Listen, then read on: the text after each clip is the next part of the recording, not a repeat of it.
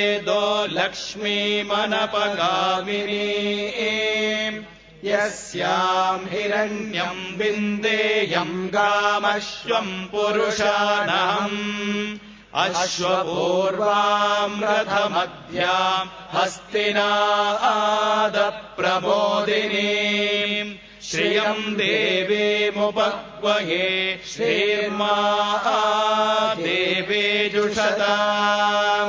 कांसोऽस्मिताम् हिरण्यप्राकारामार्द्राम् ज्वलन्ते तृप्ताम् तर्पयन्ते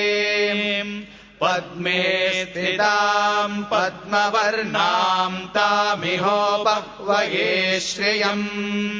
चन्द्राम् प्रभासाम् यशसा ज्वलन्तीम् श्रियम् लोके देवजुष्टामुदारा